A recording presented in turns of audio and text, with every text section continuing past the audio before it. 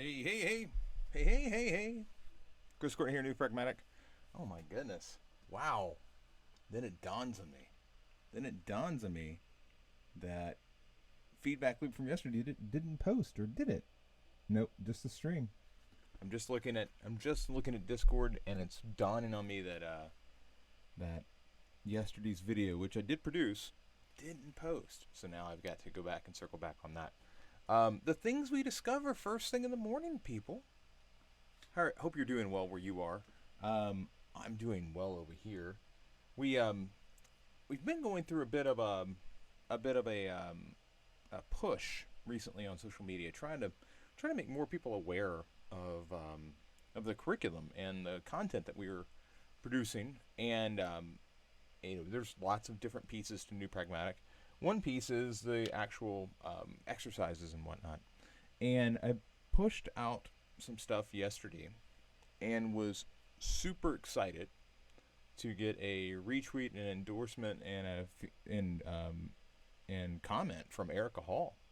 Erica Hall, who wrote this awesome book, Just Enough Research, talking about the way we teach remote research, actually running remote sessions, and it was pretty cool because I've always thought that I was probably a little weirdo out on an island because I really prefer remote research. I prefer like being able to draw upon a deep, wide pool.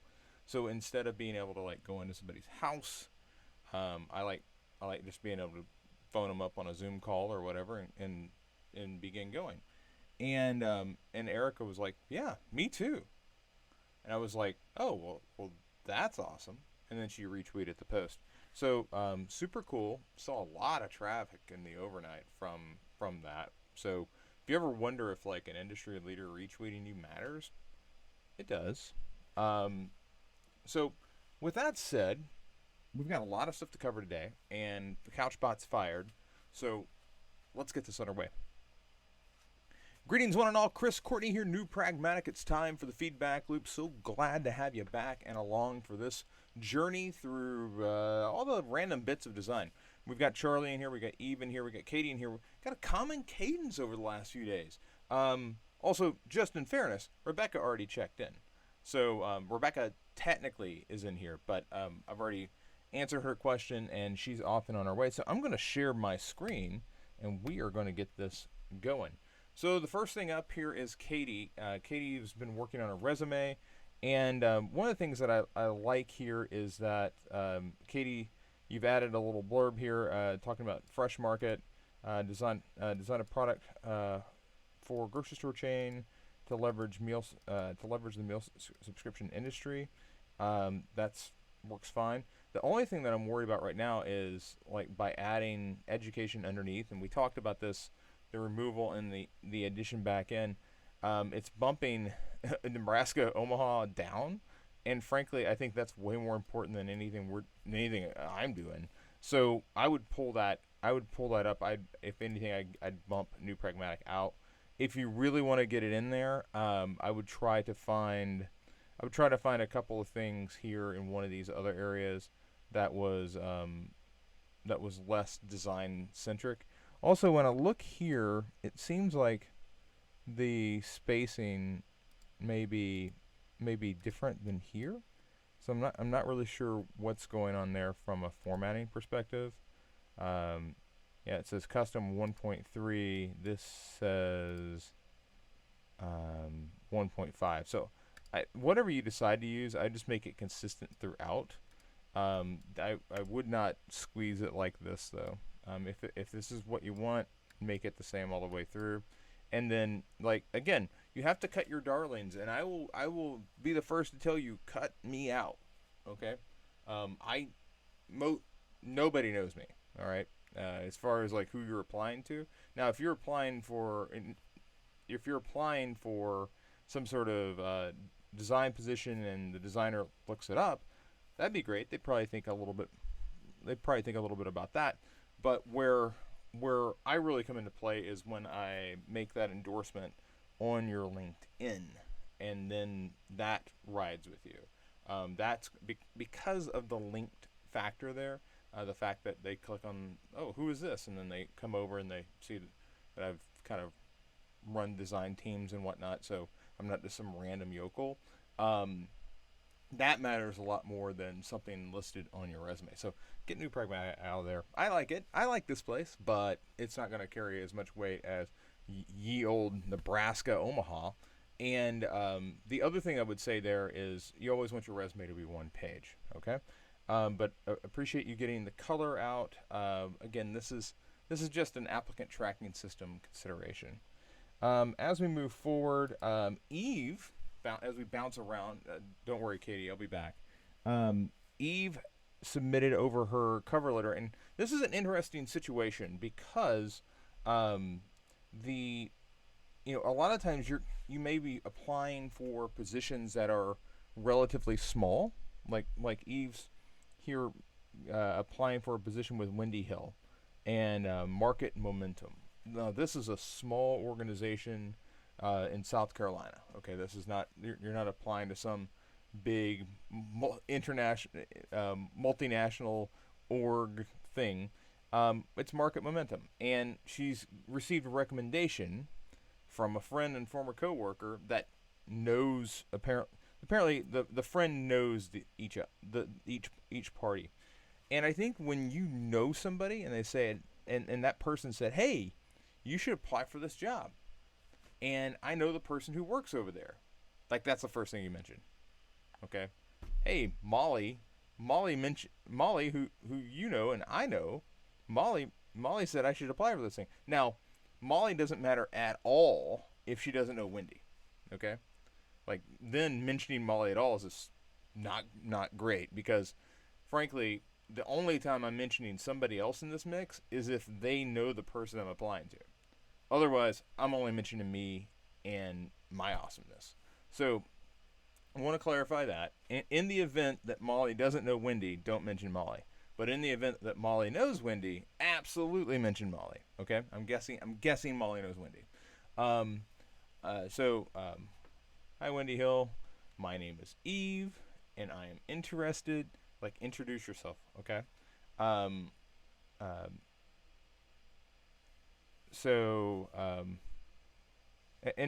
would even say, hi Wendy Hill, my name is Eve. I am a designer from I'm a designer from wherever, I forget what the exact town you're from. I'm designer over here in Clemson, or wherever it is, and I'm interested in applying for a part-time position at Market Momentum. The job posting was mentioned to me by Molly Peltner, a friend and former coworker.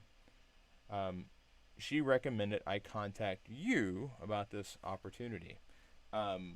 So I think I would just phrase that a little differently, because right now it's Molly Peltner, a friend and former coworker, sent me your job posting and recommended that I. So there's there's a couple of ands in there. I just try to break it up a little bit. Currently, I'm transitioning careers into user experience and user interface design from architecture / interior design. With years of design experience, combined with knowledge of combined with not with okay, let's see here. Um,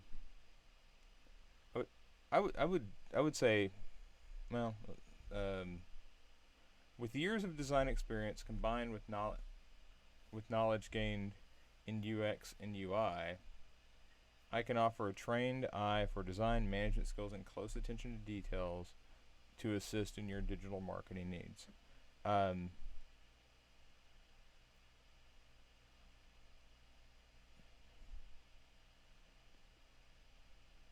I don't know. I might phrase this as like, I have years of design experience, and now combined with my knowledge of UX and UI, I can offer you a trained eye. I think I would just massage that a bit.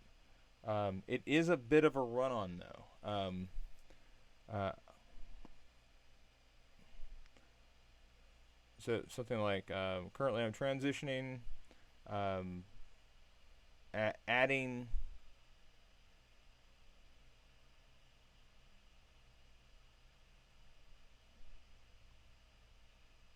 I'm a versatile designer with years of experience. Um, with years of design experience, and I'm excited to apply my not apply my apply the knowledge gained in UX and UI. Um, period. I can offer. I I would relish the opportunity to use my trained eye for design, management skills, and close attention to detail to assist in your digital marketing needs. I would just try to break those, and it might make it a little longer to break them up, but I would try to break those into 2 sentences. Because right now it's just a bit long. Attached is my resume for your review. Um, I would welcome. I welcome the chance to talk with you sometime. Uh, I would say I welcome the. I look forward to. I would love to chat with you. I would love to discuss this opportunity with you soon. Virtual is fine. Like, um, yeah, I would, yeah, um, I would welcome the chance to talk with you sometime. I would say I would welcome the chance to talk with you soon about this opportunity. Like not sometime like months from now. I would like to talk to you like soon. Okay. Um, and then thank you. Have a great day, Evelyn Turner. So I like this, but I think it could use some work. And hopefully you can take these bits that we've put together here. And again, it's really that middle part where I want to make sure that we're breaking up that run on. Okay. But otherwise, I wouldn't focus on it too much. I might make some adjustments, get it out there because every job posting, you have no idea how long that thing's going to be actually on the table. Um, let's jump over here to Charlie. Charlie's added a added something here, and it's kind of give me a little color. And this is exactly what I'm looking for, Charlie. I'm looking for something that hooks me in to your story, because like let's read this without the intro. About our hero. Love at first sound. On Christmas 1992, my life changed. My life changed. My brother woke me up early in the morning as he did on Christmas, and we waited for the parents to call us downstairs to see what Santa had brought. The dulcet tones of synthesizer's version of Jingle Bells started to play downstairs. We rushed downstairs. To our shock and delight, our parents had purchased a Gateway 2000 PC for Christmas. This is the first event in a lifelong affair with technology. All right, so we totally get like where the technology bugs started. It's Christmas 1992. However, now let's read the intro about our hero. Telling you that I'm a former #1 tennis player in Maine should give you a little insight into the type of passion I bring to all aspects of my life. So, being the #1 tennis player, you had to practice a lot. You had to you were really dedicated about doing something. And say what you will. Oh, it's just Maine. Well, it's still the number. If I was the #1 player in the county, I'd be bragging about it. But the #1 player in a state, that's pretty good. I've had a passion for science fiction ever since seeing Star Wars in the theater. All right, so that's another one that like sets a tone. Like I saw Star Wars in the theater. All right, I didn't see like Star Wars Attack of the Clones in the theater. I saw Star Wars in the theater. Like sets a stage for like, oh, this person's older. And having my mind blown away by laser beams and star battles. Zeroing in on one aspect of my life. Zeroing in on one aspect of my life, my journey with technology should give you a little insight into the type of person I am and why design has had such a profound impact on my life. So this is weird because it says zeroing in on one aspect of my life, and I see like lots of different things going on here. I would say I would say I back this up, and I would say instead of zeroing in on one aspect of my life, I would just go my journey with technology. Um, uh, or something like join me on a journey. Join me on my, um, join me on a journey, on a technological journey that should give you a little insight into the type of person. Like, I would the zeroing in on one aspect of my life. I'd scratch that and like invite them to come along. Like, join me on a journey. Join me on a journey with technology, or uh, if you're interested in knowing more about me, my if you're interested in knowing more, my journey with technology, if you're interested in knowing more, or it's not if you're interested in knowing more though, because that's like giving them they can say, well, I'm not interested, and they bounce out. So like don't invite that shutdown. Um, I mean, just if you went with my journey with technology should give you a little more insight, give you a little insight into the type of person I am. Um, that's better than zeroing like that. The zeroing in part is there's more down there than just technology, um, and that's how we go. Now, the one thing I will say is like telling you that I'm a number one tennis player. Now I want to see the tennis player. Now I want to see like the little. I want to see the little Charlie with the like racket, and I don't get that here. I get you teaching, and it's kind of like now that I've got that visual, I want something to go with that, and I'm not getting it. Like this photo is just it's just too broad for that. So it's like now I've got like a disconnect between the two, but that's okay. Okay, this is better. This intro is better than what you had before. So if other parts of this have to level up, that's okay. But now I'm really starting to get like a sense of who you are as a person. So like let's talk about like visual now. But that intro with just a little bit of tweaking, I think is way better. Let's come over here to. Okay, so Katie mentioned that she was having trouble with. Uh, she's been working on this interface, and she's having trouble getting the gluten free to show up. So I'm trying to. Yeah, it's in there. Where's this one? Ah, okay. This one is not associated with that card.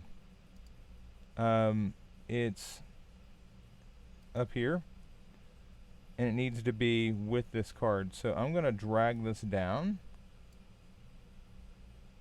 Oh, I think I'm going to drag it down. Oh, that's interesting. Why won't it go onto that card? Oh, okay. So what we've got to do here, we got to turn this into a frame. Okay. So we're going to frame the selection. And now that it's framed, frame 26, now I should be able to associate it with the card. So now here's frame 26.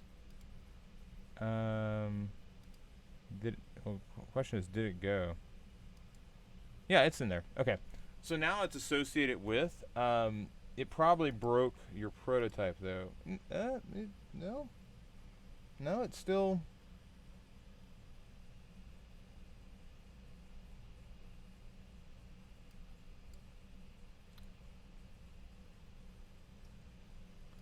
Let's take a look at this. I'm gonna go into prototype mode. Like because I changed it into a frame, I'm worried I may have broken it. But well, I broke it a little. How about that? So let's do this manual.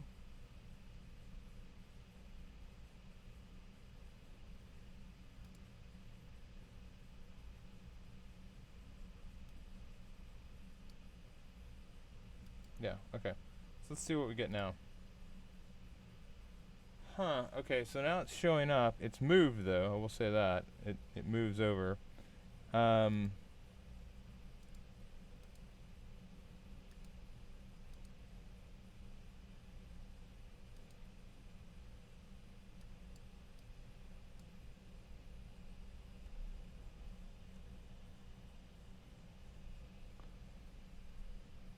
Well, that's not great. I mean, what I would probably do is being that I'm almost certain that this messed up because I put it in a frame. Let's do the open overlay. Let's do manual, and let's look at it again to see.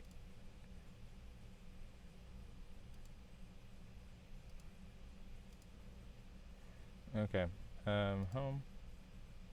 Okay, so I've got to change that back to. I think I must have it still on click or something. Yeah, on click while hovering. Okay, so now let's take a look. Yeah, okay. The frame, when I framed it, it messed up. But notice that like the GF moves. So these are the little instances where you want them to be exact. But the reason it wasn't showing up, and we talked about this yesterday, when you have things that aren't on the frame, well, and frankly, the problem here was it wasn't a frame. And, you know, this is where, if I was really doing this, if I was really going to do this, if I was really doing this, what I would probably do is I would make a component that had the GF in there, so it would be an instance, so a gluten-free instance. That way, when I subbed it out, it would just automatically be part of that shape, and I wouldn't have to worry about making it a frame. But if you want to group things, like you have an instance of the component, if you want to put something with that and not create a frame, it needs to be part of the component. But if you need to add things to it, to the component that aren't part of the original component, you got to make a frame, because basically it's got to hold that information together somehow. And that's why it wasn't showing up, because it wasn't in a frame. But most components normally wouldn't normally be in a frame by themselves. Okay, that's good though.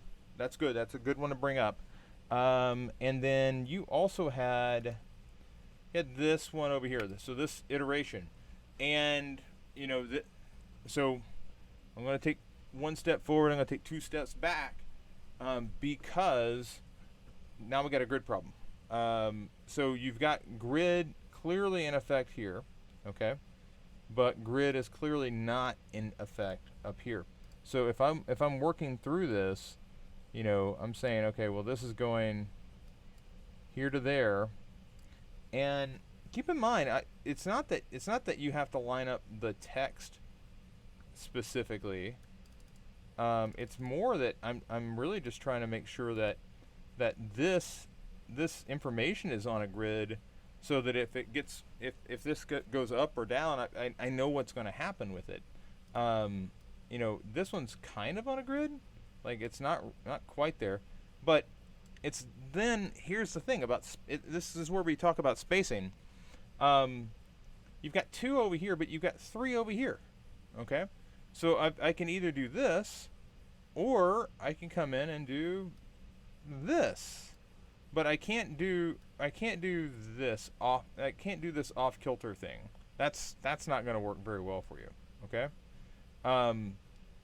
So this is the intro. What's interesting for me is this what's included. So this is your heading 1, right? And when we look at this, we should have like a heading 1 that's being picked up from here. Like this is the heading 1, and then this is the heading 2. Okay, like there's a slightly smaller, there's a 1 and a 2. The 2, you know, the here, when I'm working on this should be like a 2. This should not be at the same size of that, or it should be a label. Like so there's a couple of things that I would look at here to help properly set the boundaries, if you will. I do understand that, like, part of what you're doing here is you're trying to, like, you know, you're going to have some floaty space in here. I get that, and this is fine. But I would say that this probably should be a 2, and this should be centered. Okay, it should be on the grid, and you know, again, you don't have to necessarily take it all the way out. You could make it 2-line if you wanted to, and just bring this down. I simply am wanting to make sure that whatever you're doing, the first thing you're thinking of, Katie, is okay. How do I get this on the grid?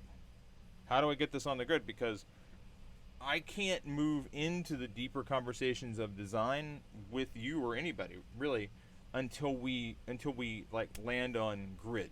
Okay, grid just automatic. Okay, and you're doing pretty good on grid up until that point. Okay, like I haven't seen you like stray away from the grid in a minute, and now we come in here and we're here and we're like, okay, I have to go back to that grid conversation. So let's remedy that. Like, first, and you had the grid applied, and you were using it here. So I know that it's not like something that you're always struggling with. It's like one of those things where you get. It might even be like I'm too comfortable because I know how this works. The other thing I would say here is like on the spacing, like that should you want to have this feel like it's equal spacing all the way down. So that I would say that would be a logical thing to do there. Let's see here. We've walked through. That was Rebecca. That's GF. That's prototype. That's that. We've talked to Charlie. Sorry, I'm just making sure that we've taken a look at everybody. Yeah, we looked at your career resume, components 1 and 2, and submitting the cover letter. And I just want to take another look at this.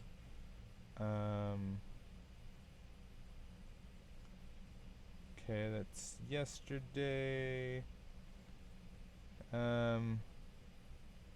Yeah, okay.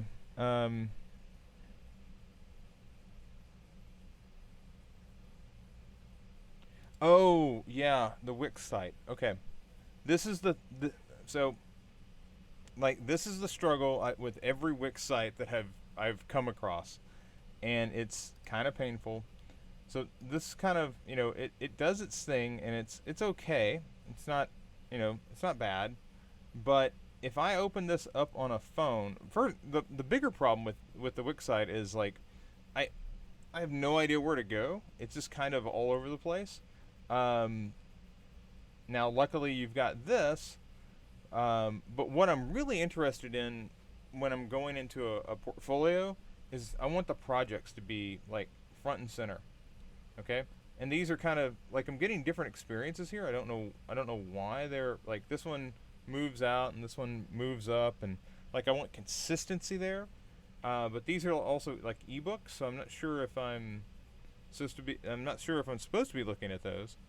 Um, but like the bigger problem, if I can, we're going to inspect element. And what you're going to discover pretty quickly is Wix does not like responsive design. This is what it looks like on a phone. Like if I put it on like an iPad, so it looks like on an iPad.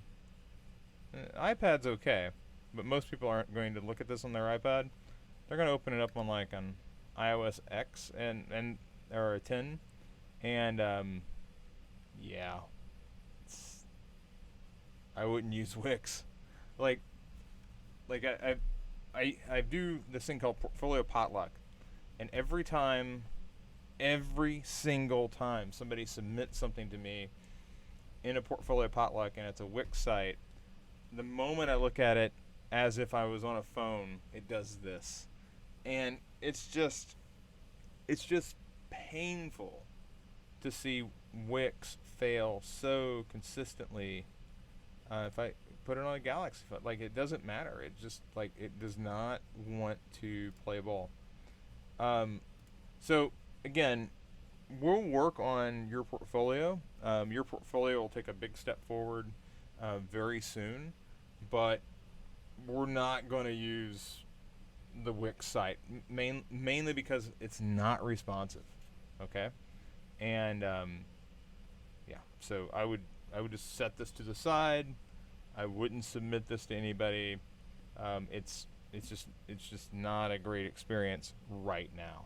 And on a technical level, okay, on a technical, like Like from a design perspective, we can sort this out and make it cleaner, more consistent. But on a technical level, it's Wix. Okay, it's not you. It's just Wix is bad. All right. That's gonna do it for today's edition of the Feedback Loop.